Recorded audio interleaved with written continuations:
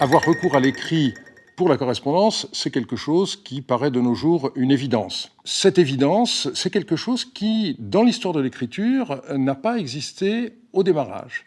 Lorsque l'écriture cunéiforme a été inventée vers 3200, on a eu un support particulier en Mésopotamie qui était l'argile. Les scribes fabriquaient des tablettes qu'ils inscrivaient à l'aide de calames.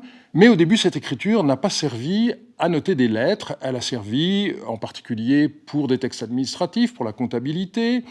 Et c'est seulement au bout de plusieurs siècles que, petit à petit, on a commencé à écrire des lettres. Les plus anciennes ne remontent que vers 2300 avant notre ère, alors que, encore une fois, l'écriture a été inventée vers 3200. Donc il a fallu des siècles. Et c'est seulement au début du deuxième millénaire qu'on trouve des lettres en abondance, et il y a une espèce d'explosion de la littérature épistolaire pendant les 4 premiers siècles du deuxième millénaire, qui est la période que je vais étudier dans mon cours de cette année.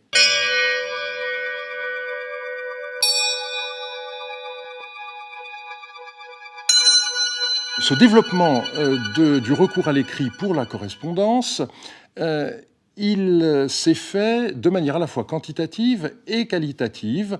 Les lettres deviennent de plus en plus longues, le style de la narration devient de plus en plus riche, on a des citations très complexes, avec des citations à l'intérieur des citations, une argumentation qui devient également de plus en plus complexe. Donc on voit bien que les scribes, les rédacteurs de lettres sont de plus en plus à même de rendre les finesses de la conversation, du raisonnement, chose que leurs prédécesseurs ne savaient pas encore faire. Anamari etemim yati inabirit kimtia itagusham tashtemi ummam ishten shatutakilini. Parmi les lettres qui sont à la frontière entre lettres officielles et lettres privées, on a un document très intéressant dans lequel un jeune scribe écrit à une princesse pour se plaindre. Tu as assigné le fils d'un fantôme, moi, à errer au milieu de ma famille. Tu ne t'es pas rappelé ce jour où tu m'as donné confiance et t'es efforcé pour moi. Tu n'as pas fait preuve envers moi de la compassion des femmes. Ne sais-tu pas combien le fils d'un fantôme mérite bien plus de compassion qu'un cadavre ? Il se décrit comme fils d'un fantôme, ce qu'on comprend comme le fait qu'il était orphelin, et manifestement, il a été recueilli par cette princesse qui lui a fait donner une éducation de scribe. Et il se plaint parce qu'il n'a pas le poste qu'on lui avait fait espérer. Et donc, évidemment, il est très déçu. Et il écrit une lettre particulièrement sophistiquée dans laquelle il démontre son art.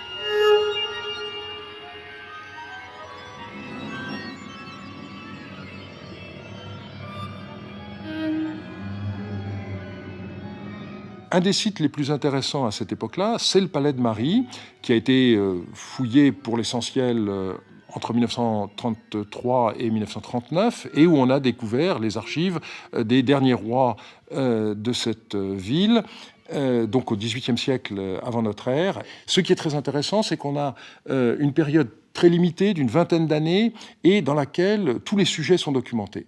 Donc on a des aperçus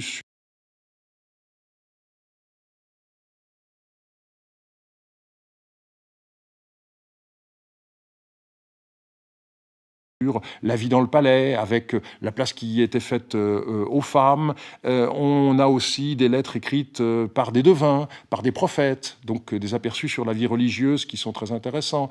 On a les gouverneurs de province qui écrivent au roi pour lui faire des rapports, pour lui demander des instructions. Et donc là, c'est toute l'organisation administrative, agricole, qui se trouve documentée. Et donc, c'est véritablement tous les aspects de la vie du royaume qui se trouvent éclairés par cette correspondance.